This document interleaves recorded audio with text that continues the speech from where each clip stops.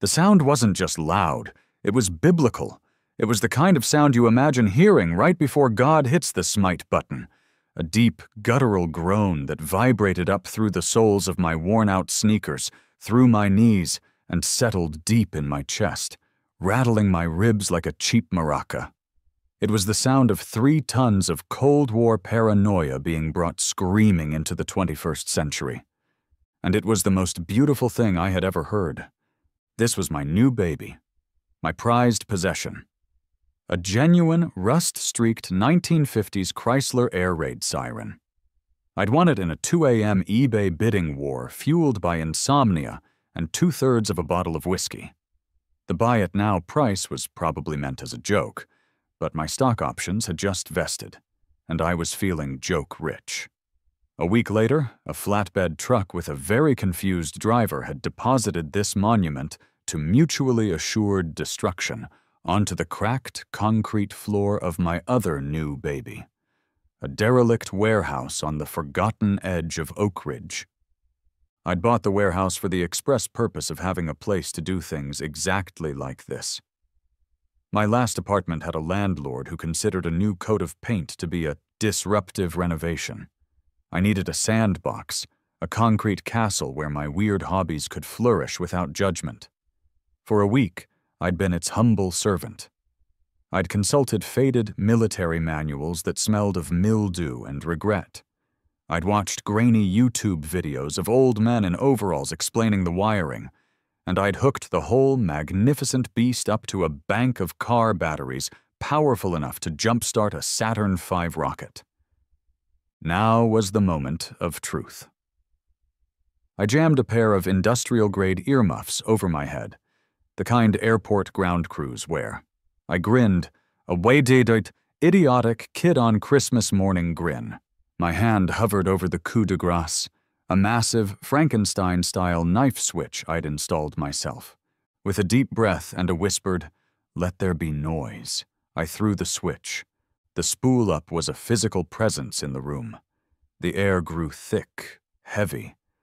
Then the groan became a wail, and the wail became a soul-cleaving, window-rattling shriek that I felt more than I heard. It blasted out of the warehouse, a shockwave of pure, unadulterated sound. I saw birds leap from the trees a quarter-mile away, fleeing in a panic. I imagined placid suburbanites dropping their avocado toast. For a solid 60 seconds, I was the king of a concrete castle, and my dragon could roar at 138 decibels. What could possibly go wrong? I let it wail for a full minute before cutting the power. The sudden silence was somehow louder than the noise itself, a profound, ringing void. My ears popped. A fine layer of dust now coated every surface, shaken loose by the vibration. It was perfect. That's when I noticed my phone, vibrating itself into a furious dance on a nearby workbench. I'd put it on silent, but the sheer force of its buzzing suggested urgency. I picked it up. A dozen missed calls from an unknown number, and one new email. The sender was a name I didn't recognize. The subject line, however, was a work of art, a masterpiece of passive-aggressive corporate dread that sent a shiver of delighted glee down my spine. Urgent and official. Cease and desist. Unsanctioned auditory disturbance. Maple Creek Estates, HOA. I opened it. Oh, it was glorious. It was everything I could have hoped for and more. I cleared my throat and, to an audience of dust motes and my giant metal friend, began to read aloud in my most serious documentary narrator voice. To the occupant of 35 Industrial Way, it has come to the attention of the Maple Creek Estates Homeowners Association. Board of Directors, that a significant and unsanctioned auditory disturbance originated from your property at approximately 11:03 a.m. this morning. This event exceeded acceptable decibel levels as implicitly outlined in the community's commitment to maintaining a tranquil and orderly living environment for our residents. I had to pause to catch my breath. Implicitly outlined. Tranquil and orderly living environment. My warehouse was zoned for light industrial. My nearest neighbor was a perpetually defunct tire factory. Maple Creek Estates. The beige-colored utopia of McMansions and manicured lawns was a good 300 yards away, separated by a thicket of trees. I continued reading. This noise, described by multiple concerned residents as apocalyptic and terrifying, constitutes a violation of the spirit, if not the precise letter, of local noise ordinances and has had a negative impact on our community's property values and general sense of well-being. Property values. She went there. This was a woman who saw the 4 horsemen ride past her window, and her first thought was, "This is going to hurt the resale market. You are hereby instructed to cease and desist all such activities immediately. Furthermore, any repeat occurrences will be met with the full enforcement of community guidelines, up to and including formal litigation to protect the peace of our neighborhood. Regards, Karen Becker, President, Maple Creek Estates HOA." I finished reading, and the silence returned, thick with possibility. A normal person might have felt chastised. A reasonable person might have felt a little guilty. A sane person might have decided to maybe not test their Cold War-era siren during brunch hours. I am none of those things. All I felt was a pure, unadulterated shot of defiant joy. This email was a gift from the heavens. Karen Becker hadn't just sent me a complaint. She had sent me a mission, a purpose. She thought she could quell my glorious noise with a sternly worded email full of corporate jargon. She had no idea who she was dealing with. My project now had a name, a face, and a nemesis. This wasn't just about a loud horn anymore. This was about art. It was about history. And most of all, it was about being as petty as humanly possible. I looked at my siren, gleaming in the dusty shafts of light. "Well, old friend," I murmured, "looks like we're going to get you a plaque." The next morning I met Dave at the Greasy Spoon, a diner whose name was less of a creative choice and more of a literal description of the tabletops. Dave was my best friend, my creative co-conspirator, and the only person I knew who would hear my story and not immediately call a therapist on my behalf.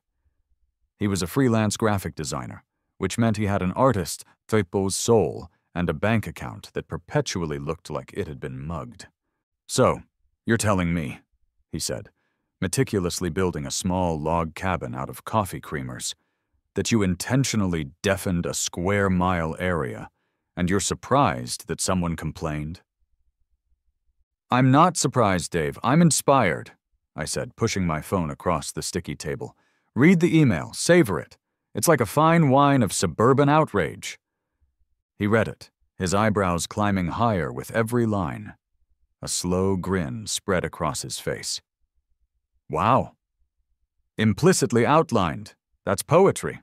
This Karen Becker sounds like a real piece of work." "She's my muse," I declared, taking a gulp of the diner's battery-acid coffee. "She thinks she can shut me down. She thinks her beige kingdom's tranquility trumps my industrial-zoned shenanigans, but she has made a critical error." "She underestimated your capacity for holding a grudge?" "Exactly. You can't fight petty with reason, Dave. That's like bringing a knife to a gunfight where the other person's gun fires affidavits. You have to fight petty with bigger, more official-sounding petty." Dave leaned forward, his creamer cabin forgotten. "I'm listening." This was it. The moment I pitched the idea that had been forming in my head all night. "I'm not just going to fire up the siren again," I said, my voice low and conspiratorial. "I'm going to legitimize it. I'm going to wrap it in so much bureaucratic red tape and feel-good community branding that she won't be able to touch it." "You're going to brand the siren?" "I'm going to build a goddamn museum," I announced. Dave stared at me. He stared at his coffee. He stared at the fly buzzing listlessly near the sugar dispenser.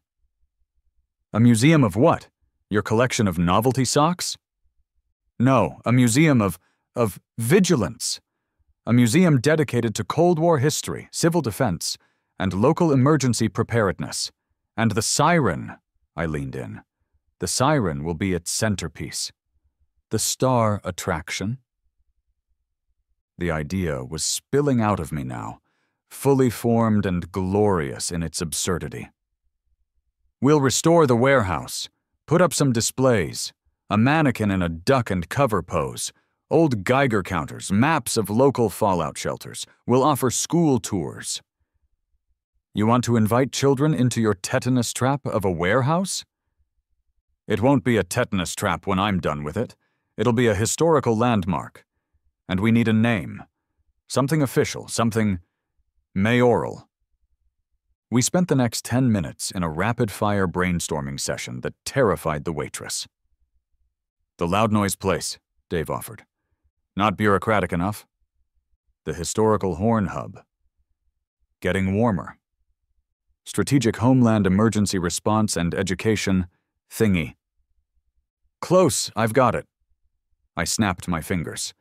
The Oak Ridge Municipal Heritage and Emergency Preparedness Project. Dave let the name hang in the air. He tasted it. He swirled it around. A slow, wicked grin spread across his face. Oh, that's disgusting. It sounds like a line item in a city budget. It's perfect. Right? It's unimpeachable. Who's going to protest a project dedicated to history and saving lives? Karen? She'll look like a monster. She'll look like she's anti-history and pro-tornado, Dave mused. You're an evil genius. I just need a little help, I said, giving him my best puppy dog eyes. Some branding, a logo, maybe some visuals. Dave sighed, a long, theatrical sigh that meant he was already 100% on board. A museum, run by you, to spite a woman named Karen. This has disaster written all over it. He started sketching on a napkin. I'm in, but if we get arrested, I'm blaming you. Deal, I said, shaking his hand across the table. Now, what do you think the logo should look like? I'm thinking something with an eagle, and maybe a mushroom cloud, a friendly mushroom cloud. A grand vision is one thing. A wall that doesn't have a hole in it is another.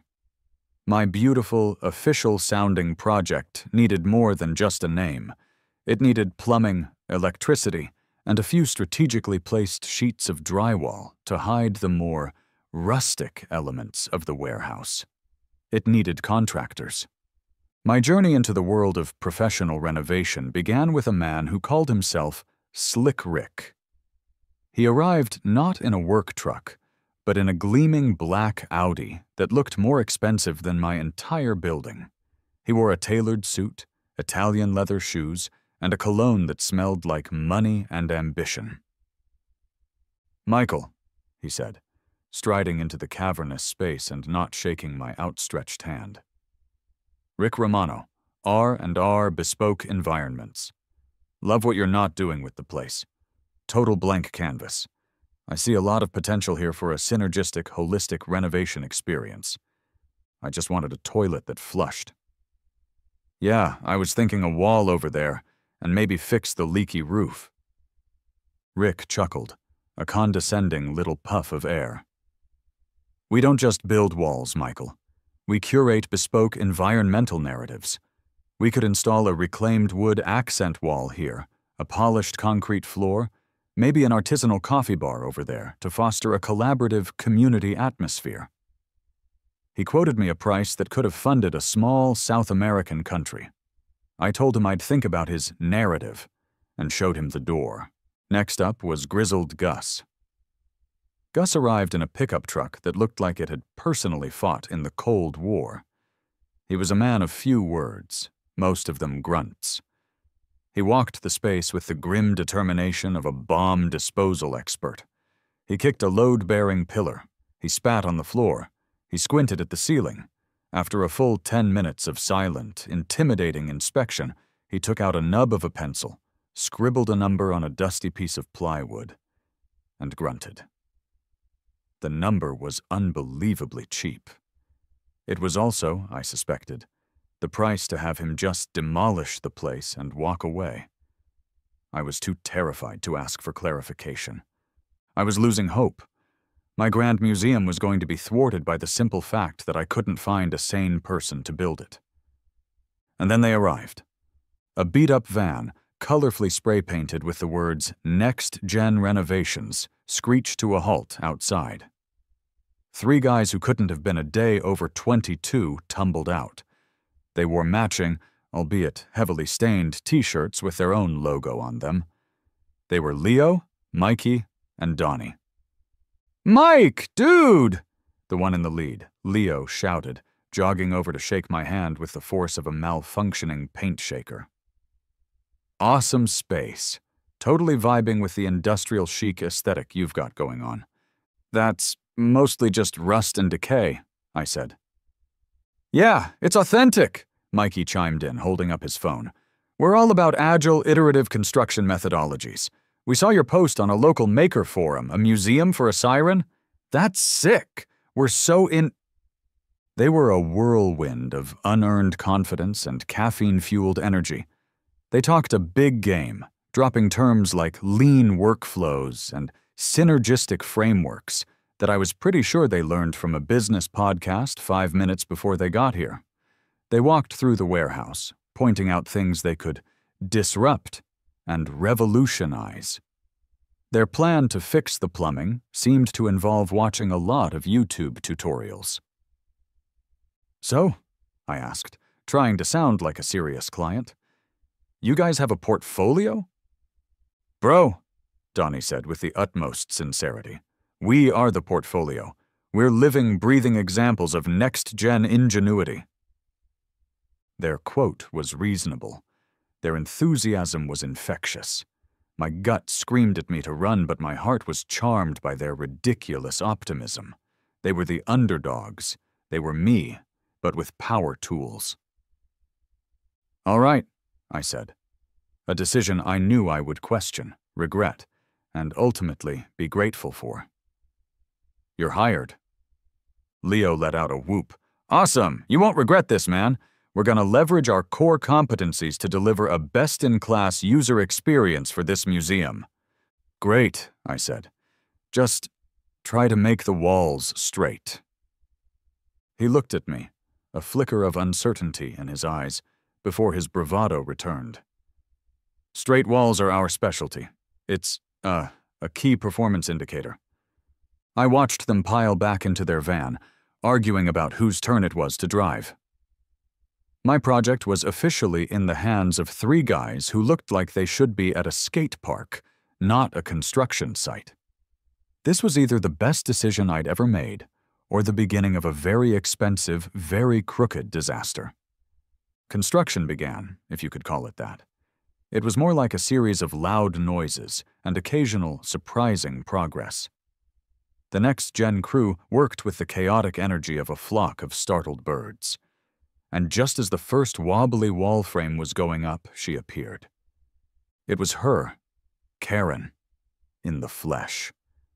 She marched up to the edge of my property, a grim specter of suburban order. She was exactly as I'd pictured her. Sensible khaki pants, a pastel polo shirt, and a haircut that looked like it had been styled with a ruler and pure indignation.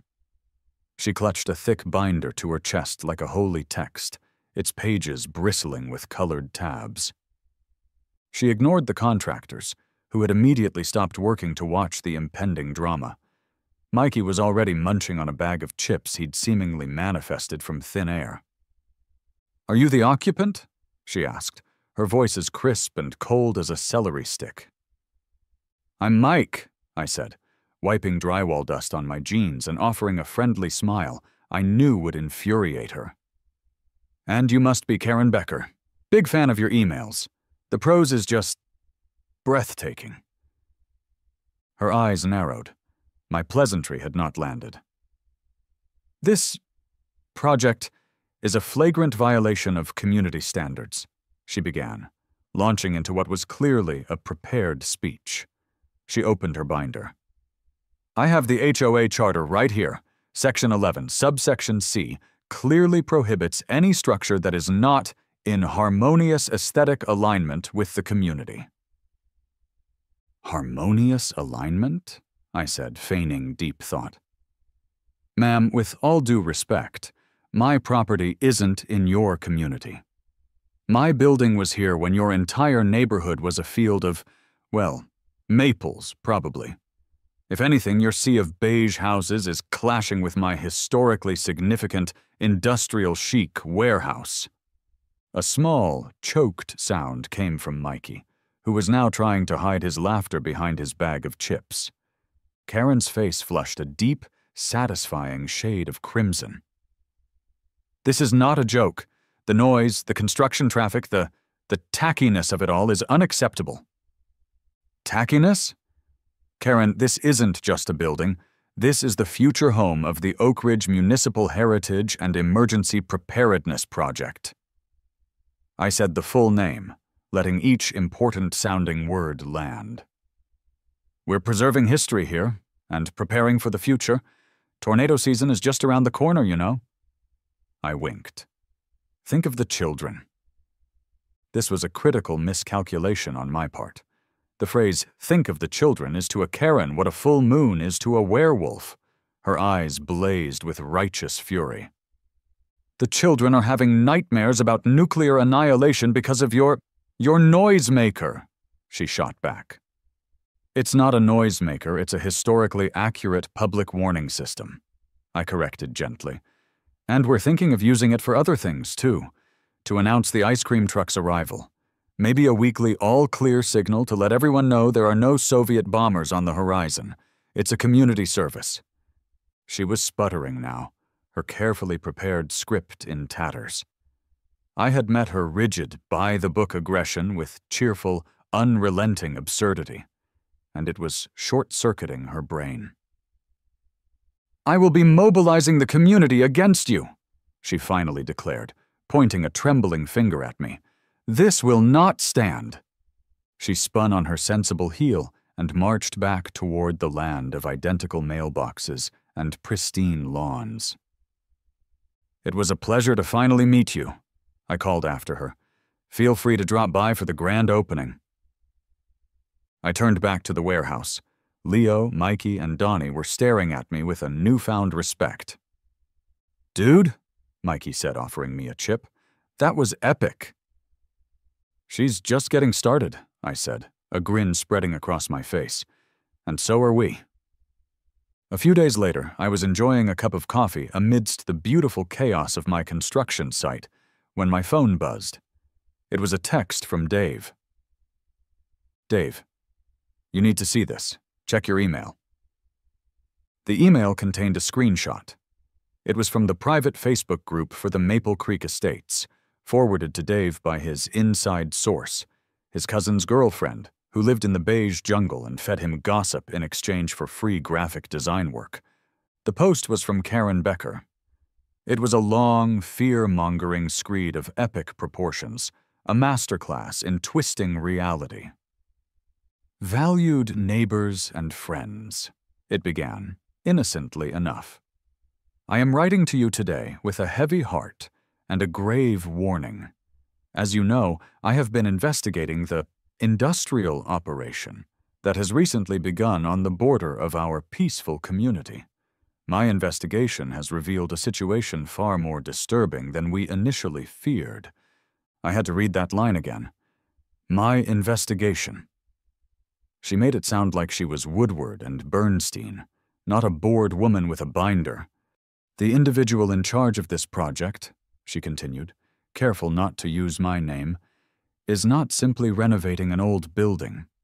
He is constructing what appears to be a fortified compound, complete with a military-grade Siren system. When I confronted him, he was evasive and mocked our community's values, referring to his project as a bunker and making light of the terror his noise pollution has caused.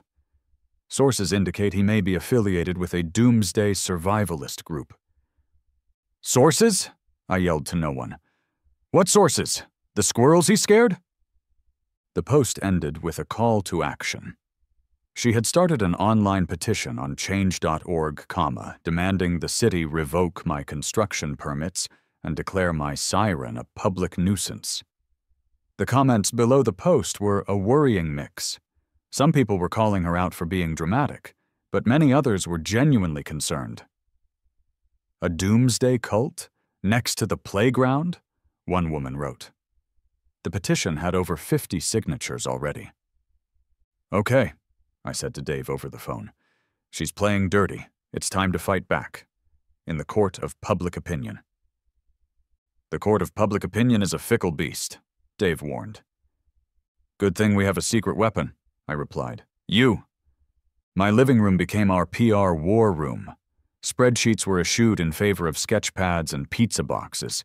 Dave, in his element, began to work his magic. "She wants to paint you as a doomsday prepper," he said, his pencil flying across a page. "Fine. We'll lean into it, but make it friendly. Make it retro. Make it wholesome."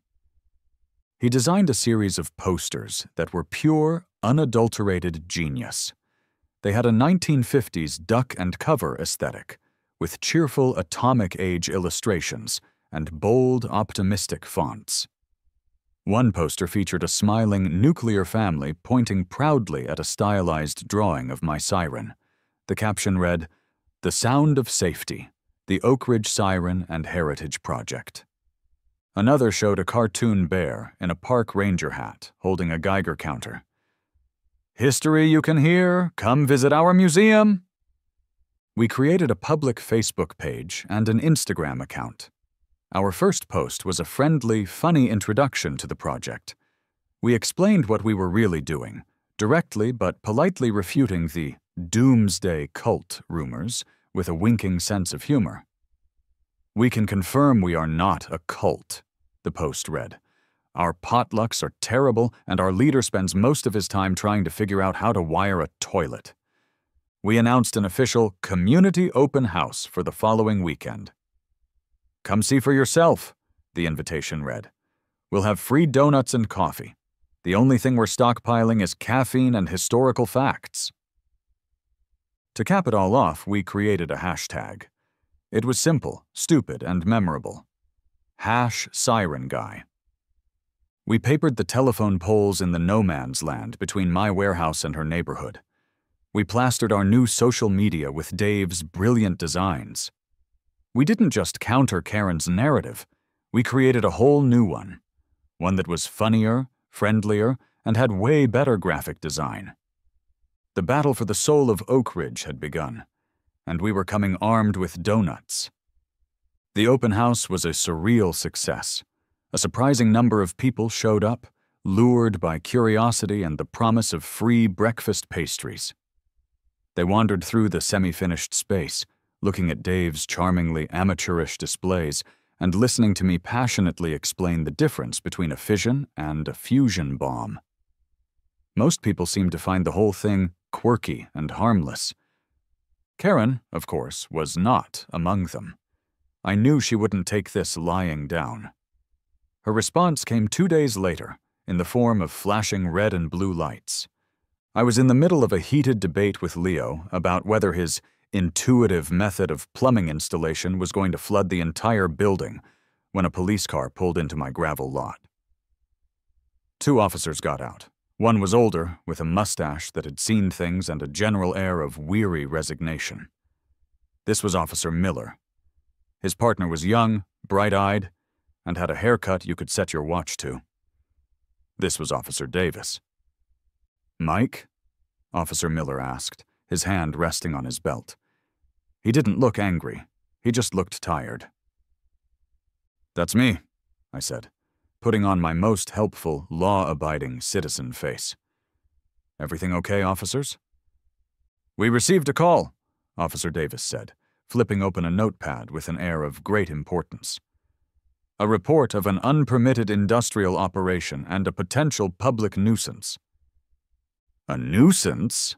I feigned shock. "Here, at the future site of the Oak Ridge Municipal Heritage and Emergency Preparedness Project?" I gestured grandly at the half-finished walls. "Come on in, I'll give you the tour. Got all my permits right here." I led them inside, chattering away about civic duty and historical preservation. I pulled out my own binder, a direct, if subconscious, imitation of Karen's, and showed them my neatly organized permits from the city. Miller glanced at them. Davis studied them like they were the Dead Sea Scrolls. I gave them the full tour, my voice filled with earnest passion. "And this, of course, is the centerpiece," I said, patting the Siren.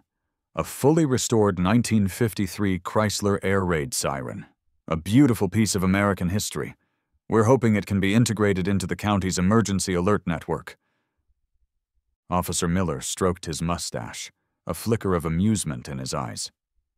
"So when there's a tornado, you're gonna fire this thing up?" "That's the plan. It's a public service, really." As if on cue, a loud crash echoed from the newly designated restroom area, followed by a string of curses from Donnie and a high-pitched yelp from Mikey. A small river of water began to snake its way across the concrete floor. "We're just, stress testing the new plumbing," I said smoothly, not missing a beat. "Gotta make sure it can handle high-pressure situations." Miller was now actively trying not to laugh. Davis, however, was taking notes. "And the noise levels from this siren?" he asked, his pen poised.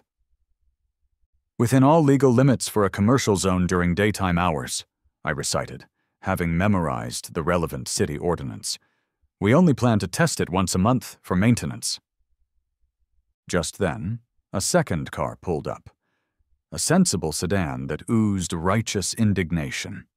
Karen got out, a triumphant look on her face. She had clearly expected to arrive to the sight of me being read my rights. Her face fell when she saw me chatting amiably with the officers. "Officers," she said, bustling over, "I'm Karen Becker. I'm the one who called. Has this situation been handled?" Officer Miller turned to her, his patience visibly fraying. "Ma'am, I've reviewed his permits. Everything is in order. He's zoned for this kind of activity." "But the noise! The cult!" she sputtered. Miller sighed, a sound that conveyed the accumulated weariness of 1,000 petty neighborhood disputes. "Ma'am, he's building a museum. It's a little weird, but it's not illegal. He has the permits. His project sounds loud, but it's not our jurisdiction." He looked her dead in the eye. "Please, for the love of all that is holy, use the non-emergency line next time. 911 is for actual emergencies." It was a beautiful moment, a public undressing of her authority, delivered by the very institution she had tried to weaponize. Her face went from triumphant to confused to utterly humiliated in the span of 5 seconds. She looked at me, her eyes shooting daggers. She looked at the cops. She looked at my ridiculous, half-built museum. Without another word, she spun around, got back in her car, and drove away. As the police car pulled out, Officer Miller gave me a little nod. I think he was on my side, or at least he was firmly on the side of less paperwork. I walked back inside, a wide grin on my face. The war wasn't over, but I had just won a major battle, and I had a flooded bathroom to prove it. The police visit was the spark that lit the fuse. The story of the hash siren guy, the HOA president, and the cops who just wanted to be left alone was too good for the local gossip mill to contain. A reporter from the local TV station, a young, ambitious woman named Sarah, called me the next day. "I've been following your Facebook page," she said, her voice fizzing with journalistic glee. "And the other side's page? This feels like a classic David versus Goliath story. Any chance you'd be willing to go on camera?" "Only if you promise to get my good side," I said. Dave had spent an hour coaching me for this exact possibility. The rules were simple. Be charming, be funny, be passionate. And under no circumstances look like a crazy person who lives in a warehouse. Sarah arrived with a cameraman who looked like he'd rather be covering a 5-alarm fire. I put on my best Mr. Rogers cardigan, hid the contractor's mess behind a strategically placed tarp, and gave them the performance of a lifetime. I told the story from the beginning, framing it as a quirky passion project that had accidentally stumbled into a hornet's nest of suburban bureaucracy. I was just a simple guy who loved history and loud noises. I waxed lyrical about the Siren's beauty, its historical importance, its potential as a life-saving tool. At the end of the day, I said, looking earnestly into the camera, all I wanted was a hobby. I never thought my giant Cold War siren would become a local controversy. But if it gets people talking about our town's history and how we can keep people safe, then I say let the whale ring out. It was pure, unadulterated cornball, and it was going to work beautifully. The next-gen crew, sensing their moment, even managed to look busy and professional in the background, hammering things with purpose and measuring boards that were already cut. The news crew, duty-bound to get both sides of the story, went to interview Karen next. I can only imagine how that went. That night, Dave and I watched the segment air from my couch, surrounded by pizza boxes. The story was edited to perfection. My interview was set to uplifting, plucky background music. I came across as a lovable, eccentric visionary. Then they cut to Karen. They had filmed her on her perfectly manicured lawn, in front of her perfectly beige house. The camera angle was slightly low, making her look severe and imposing. The background music shifted to something ominous and discordant. "This is about rules," she said, her face tight with anger. "It's about protecting our community from aesthetic terrorism. The noise is a menace, and the entire project is tacky and lowers our property values." They cut back to me, smiling gently, holding a dusty old Geiger counter. "We're just hoping to bring a little bit of history to life," I said softly. It wasn't a news report, it was a character assassination. By the time the segment was over, I was a folk hero. Karen was the villain from a Disney movie. My phone started buzzing and didn't stop for an hour. The #SirenGuy hashtag, which had been a local joke, was now trending statewide. Friends I hadn't heard from in years were texting me links to the video. The public had chosen a side, and they had chosen the guy with the siren. The morning after the news story aired was different. The air in the warehouse felt charged with a new kind of energy. It wasn't just my weird project anymore, it was a story. And as I was trying to explain to Mikey for the third time that red wire does not, in fact, connect to the green wire, my phone rang. A blocked number. "Hello?" I answered, expecting a telemarketer. "Am I speaking with Mr. Michael Evans?" a young, crisp, impossibly professional voice asked. "You are..." "Excellent. My name is Chad. I'm calling from the office of Mayor Thompson. The mayor saw the news story about your project last night, and he was incredibly impressed." I put the phone on mute and stared at Dave, who was sketching a new design for a display case. My eyes were wide with disbelief. Dave raised an eyebrow. Really?" I said, unmuting the phone. "Absolutely," Chad chirped. "The mayor believes your project is a shining example of civic engagement and innovative historical preservation. It's exactly the kind of grassroots initiative he loves to support." I muted the phone again. "The mayor's office," I mouthed silently to Dave. He dropped his pencil. This was a new level of absurdity. Mayor Thompson was a slick, charismatic politician in his late 40s. He had perfect teeth, perfect hair, and a finely tuned radar for any and all PR opportunities. He was also in a tight race for re-election. I was starting to see where this was going. "The mayor would like to invite you to a meeting at City Hall this afternoon," Chad continued, his voice smooth as silk. "He'd like to discuss a potential partnership, to see how the city can help bring your vision to life." A partnership? With the city? A week ago, my biggest goal was to make sure my new toilet didn't explode. Now I was being courted by the same people who cashed my property tax checks. This had officially gotten out of hand. I think I can make that work," I stammered. That afternoon, Wearing my one good button-down shirt that wasn't covered in paint or grease, I walked into City Hall. It was a sterile, modern building that smelled of floor wax and ambition. I was led to a conference room with a panoramic view of the city. Mayor Thompson stood to greet me, his hand outstretched, and his face plastered with a dazzling 1,000-watt smile. "Mike, a pleasure to finally meet you. I'm Tom Thompson. What you're doing out there is just fantastic, truly." He was all charm and sound bites.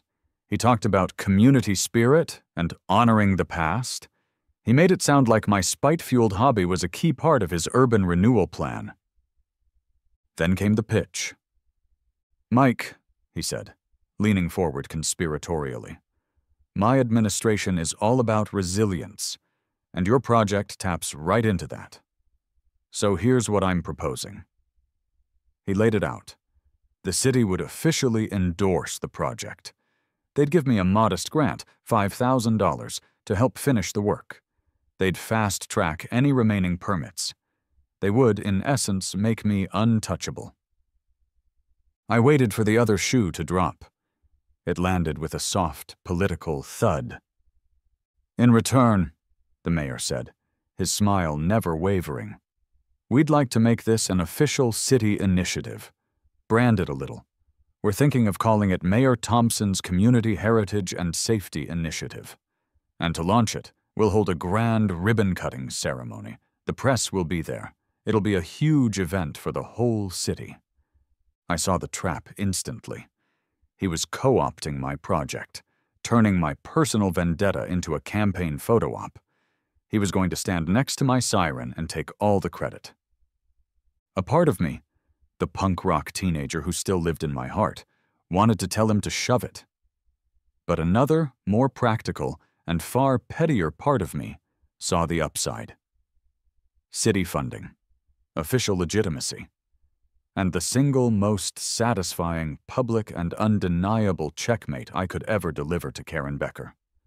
Her nemesis wasn't just some guy in a warehouse anymore. Her nemesis was now the mayor. "Mr. Mayor," I said, trying to sound humble, "I'm honored. I'll agree on 2 conditions." The mayor looked surprised. People didn't usually give him conditions. "First," I said, "the official name on the building has to remain the Oak Ridge Siren and Heritage Project. Your initiative can be the umbrella, but my project keeps its name. And second, I retain final say on all the exhibits. This is a history museum, not a campaign office." He looked at me, saw a harmless eccentric he could easily manage, and chuckled. "Son, you've got a deal. This is going to be wonderful." I walked out of City Hall in a daze, with a check for $5,000 in my pocket and the promise of a mayoral ribbon cutting. I had ridden a wave of spite and absurdity all the way to the top. The only problem? The ribbon cutting was in 2 weeks. And my museum was still mostly a collection of half-built walls and ambitious ideas. The 2 weeks leading up to the ribbon cutting were a blur of organized chaos. The city's grant money hit my account, and suddenly, my joke of a project had a real budget. The warehouse transformed from a lazy construction site into a frantic, high-stakes command center. It was a montage worthy of an 80s movie, set to a soundtrack of power drills and the next-gen crew arguing about the best way to hang drywall. Dave was in his element, designing and building displays with a manic energy. He constructed a life-sized diorama of a family in a fallout shelter, using vaguely terrifying mannequins he'd bought from a defunct department store. He created a massive map of the city, marking the locations of old, forgotten civil defense shelters with little red pins.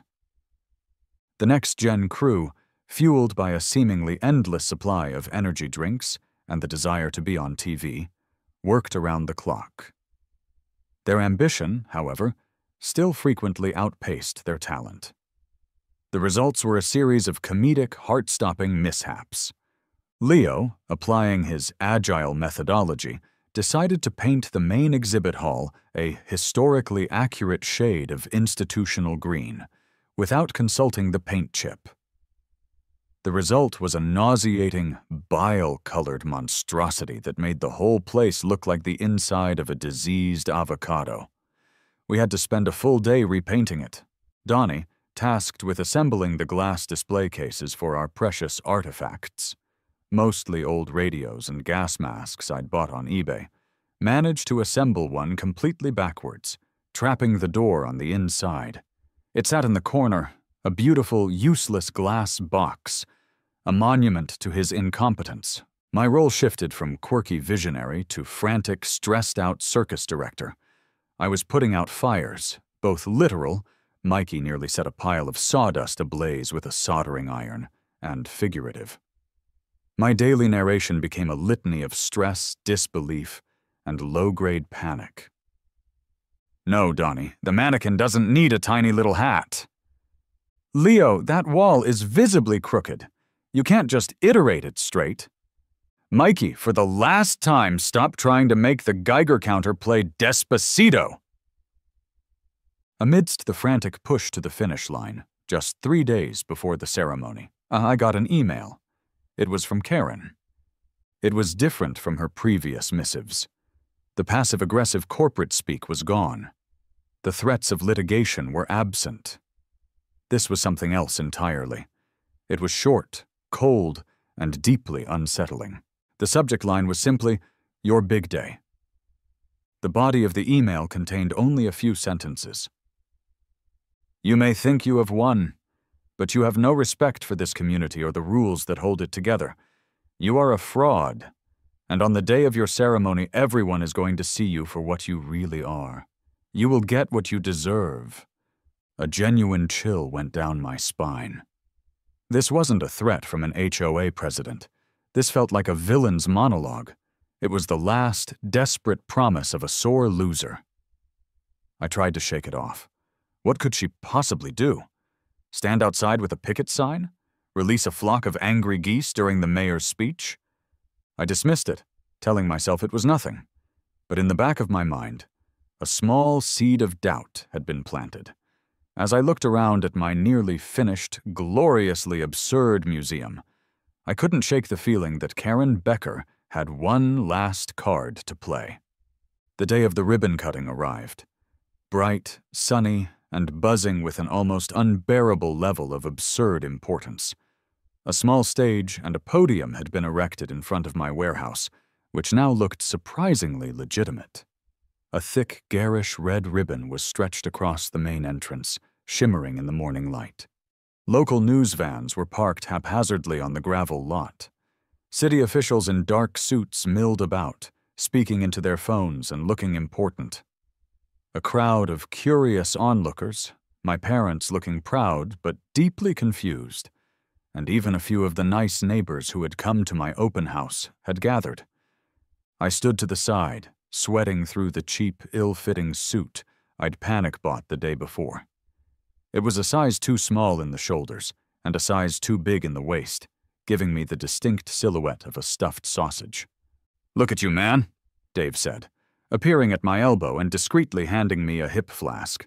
"A captain of industry, a pillar of the community, a guy who owns a really big horn. You've made it." I took a grateful swig of the flask's contents. It was cheap whiskey, and it burned all the way down. I feel like I'm about to throw up on the mayor's shoes. Mayor Thompson was in his element. He moved through the crowd like a shark, shaking hands, laughing a little too loudly, and giving sound bites to any camera that pointed in his direction. He was a master of the political arts. My eyes scanned the crowd. I saw the next-gen crew, standing together in clean matching polo shirts they'd bought for the occasion, beaming with pride. They looked like they were about to drop the hottest album of the year. And then I saw her. Karen. She was standing at the very back of the crowd, partially obscured by a large oak tree. She wasn't protesting. She wasn't holding a sign. She was just watching. Her arms were crossed, and a small, tight, unreadable smile was fixed on her face. Her presence felt like a drop in barometric pressure, the dead calm before a storm. I tried to ignore her, but her quiet confidence was more unnerving than any of her previous tirades. "Showtime," Dave whispered, as the mayor's aide beckoned me toward the stage. I squared my sausage-like shoulders, took one last deep breath, and walked toward the podium, into the weird, bright spotlight of my own ridiculous creation. The ceremony began. Mayor Thompson took the stage to rapturous applause from his staffers and polite clapping from everyone else. He launched into a speech that was a masterpiece of political maneuvering. He talked about his vision for a forward-thinking Oak Ridge, his commitment to public-private partnerships, and his deep respect for community-led initiatives. He painted a picture of himself as a benevolent father figure who had discovered me, a humble citizen with a dream, and had nurtured my project from its infancy. According to his version of events, he'd basically invented the whole idea. He finally introduced me as a concerned citizen I was proud to partner with. He gestured for me to come to the podium. The crowd clapped again. I stepped up to the microphone, my heart hammering against my ribs. Thanks," I began, my voice cracking slightly. "Wow, a lot of people here. I want to thank the mayor, and Dave, and Leo, Mikey, and Donnie for building some mostly straight walls. This has been a weird, wild ride. I'm glad you could all be here for it. Thanks." It wasn't exactly the Gettysburg Address, but it was all I could manage. I scurried back to my spot as the mayor retook the stage for the main event. "And now," he boomed, his voice resonating with manufactured excitement, "the moment we've all been waiting for." An aide handed him a comically oversized pair of golden scissors. "With this act," the mayor declared, "we officially open the Oak Ridge Siren and Heritage Project and launch a new era of safety and historical appreciation for our great city." He beckoned me over. Together, we held the giant scissors. On the count of 3, we snipped the ribbon. It fell to the ground in 2 sad, satin pieces. The crowd applauded on cue. "But wait, there's more!" the mayor shouted, like a game show host. He pointed to a large, tempting red button on the podium, which was wired directly to my Siren. "As the first official act of this new initiative, we will conduct the inaugural test of the emergency warning siren." This was it, the grand finale, the whole point of this ridiculous exercise. The mayor put a hand on my shoulder. "Mike, would you do the honors?" He wanted me to press the button. All eyes were on me. I looked out at the crowd, at my parents, at Dave, who gave me a thumbs up. I saw Karen in the back, that same weird, knowing smile on her face. A flicker of her threatening email crossed my mind, but I pushed it away. I reached out, my finger hovering over the button. The mayor began a dramatic countdown. 3, 2, 1, sound the alarm. I pressed the button. There was a loud click from the speakers on the roof, followed by a hiss of static. The crowd leaned forward in anticipation of the mighty wail. But the wail never came. Instead, a new sound blasted out from the massive speakers, a sound amplified to the decibel level of a jet engine. It was a voice, a clear, crisp, hectoring voice. It was Karen's. She was reading, in a flat, monotonous, robotic tone, from her sacred text. Section 1, Article A. All lawn ornaments, including but not limited to plastic flamingos, garden gnomes, and decorative fountains, must be pre-approved by the Architectural Review Committee. Absolute pandemonium. The crowd was stunned into a collective, jaw-dropped silence. The mayor's face, projected onto a giant screen next to the stage, went from beaming pride to ashen horror in a nanosecond. His perfect smile froze, then collapsed. The news cameras, which had been focused on the mayor, now zoomed in on the siren, then panned across the bewildered crowd. The recording continued, its soul-crushing boredom made terrifying by its sheer volume. Section 1. Article B. Garbage receptacles and recycling bins may not be visible from the street, except on designated collection days between the hours of 6 a.m. and 8 p.m. A few people in the crowd started to giggle. Then a few more. Dave, standing next to me, had his head in his hands, his whole body shaking with silent laughter. I was frozen. My first reaction was pure, gut-wrenching horror. My big moment. Ruined, sabotaged, humiliated in front of the entire city. Then the absurdity of it hit me. The sheer, magnificent pettiness of her ultimate plan. She hadn't blown up the Siren. She hadn't started a fire. She had weaponized boredom. She had hijacked my monument to noise and used it to broadcast the world's dullest audiobook.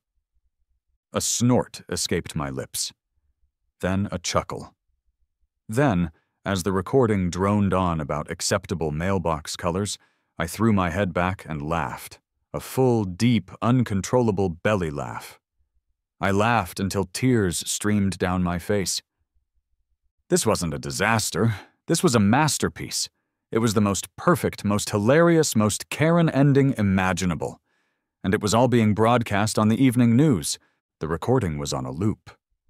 Just as Karen finished her diatribe on the approved species of shrubbery, it would click and start over again with lawn gnomes.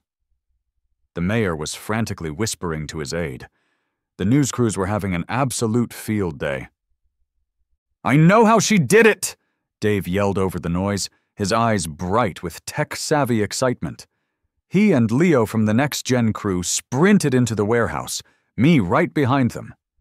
It didn't take them long to find it. Tucked away behind the main control panel, spliced crudely into the Siren's wiring, was a small, simple device. A Raspberry Pi, a tiny hobbyist computer connected to a Bluetooth receiver. "It's a basic audio hijack," Dave explained. "She must have paired her phone to it and just hit play when you pressed the button. Low tech, but brutally effective." Just then, Donnie and Mikey came running in, dragging a terrified-looking teenager with them. He was wearing a next-gen polo shirt that was 2 sizes too big. "It was him, Tyler!" Leo shouted. "He was our new hire. He only worked for us for 2 weeks." Tyler, on the verge of tears, confessed everything in a torrent of panicked squeaks. Karen had approached him in the parking lot a few days ago. She'd seen his work shirt. She'd offered him $200 cash and a giant gift basket from a fancy gourmet store. All he had to do was tape a signal booster to the back of the panel. He swore he didn't know what it would do. Officer Miller, who had been watching the whole spectacle with a look of profound resignation, took the kid's statement. When we emerged from the warehouse, the scene had shifted. Karen, seeing her plot unraveling, had tried to make a discreet exit. She was intercepted by Officer Davis, who, for the first time all day, looked like he was having the time of his life. She wasn't arrested. What was the charge? Felony annoyance? But she was firmly escorted to her car in a walk of shame witnessed by every camera crew in the city. Her final, tight-lipped smile had been replaced by a mask of pure, unadulterated humiliation. 1 month later, I was having a beer with Dave. We were sitting on a bench inside the Oak Ridge Siren and Heritage Project, which was now, against all odds, a certified local hotspot.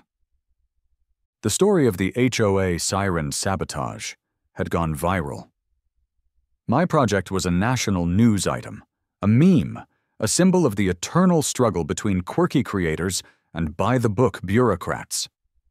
The mayor's aide, a PR genius in his own right, had spun the disaster into a story of overcoming malicious sabotage through community resilience. The mayor had won his re-election in a landslide, largely by branding himself as the man who stood up to HOA tyranny. As a thank you, his office had quietly doubled my grant. Karen, we'd heard through the grapevine, had been forced to step down as HOA president. A few weeks later, a "for sale" sign appeared on her perfectly manicured lawn. The Siren was fixed. The following Saturday, we held a second, much smaller test. It worked perfectly, its glorious, soulful wail echoing across the city. Now, it was a beloved local tradition. At noon on the first Saturday of every month, the siren sounds, and people smile. The museum was thriving. School groups came to see the creepy mannequins. History buffs came to look at my eBay finds. And everyone came to see the siren, which now had a small, tasteful plaque beneath it. Next to the plaque, encased in one of Donnie's finely fixed display cases, was the Raspberry Pi that had made it all famous, labeled the Becker Broadcast Device. "You know," Dave said, taking a sip of his beer, "in a weird way you owe it all to her. Without Karen, this would just be a weirdly loud room." I looked at our creation. The exhibits, the laughing visitors, the giant, silent sentinel of a siren waiting for its next performance. "I started all this because I was bored and a little bit spiteful," I said. "I wanted to make some noise, and in the end, I did. It just wasn't the noise I expected." I had won the war, not with a bigger bomb, but because my enemy's final, desperate attack was so profoundly, so beautifully, so hilariously lame. I raised my bottle in a silent toast to the siren, to Dave, and even, in a strange way, to Karen, wherever she was. As I did, the noon whistle from the fire station across town blew, a pale imitation of my machine's glory. The sound echoed through the open doors of my museum. It was the sweet, sweet sound of sanctioned, city-approved victory.